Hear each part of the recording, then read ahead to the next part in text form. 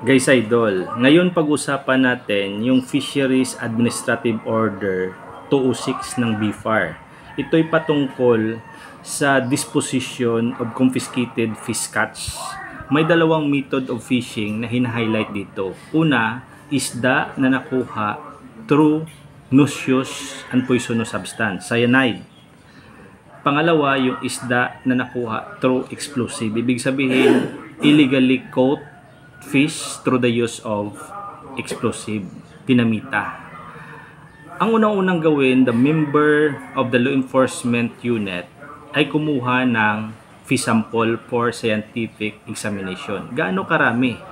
It shall be at least 100 grams only. Kung pieces naman yung pagbabasihan sa mga malalaking isda, ay pwede silang kumuha ng 3 hanggang 5 piraso. Sa mga maliliit, 10 to 20 pieces. Now, after laboratory or scientific examination, it turned out positive sa cyanide, noxious or poisonous substance, yung isda. So, anong disposition dito? That fish is not safe for human consumption. So, it is not advisable na i-distribute ito sa mga charitable or penal institution ng ating gobyerno. Because magkukos lang ito ng hazard for humans and animal.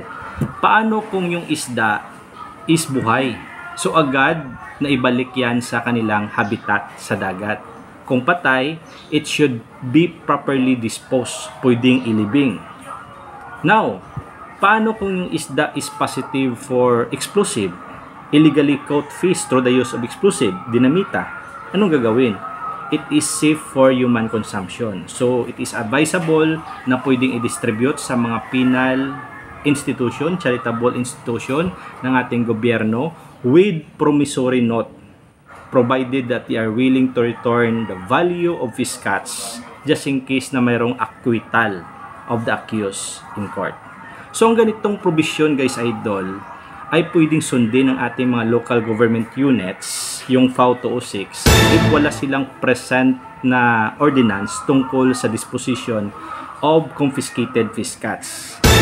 Or pwede silang gumawa, mag-formulate ng different mode of disposition of confiscated fish catch provided na hindi nila ma-violate yung constitutional and legal bounds.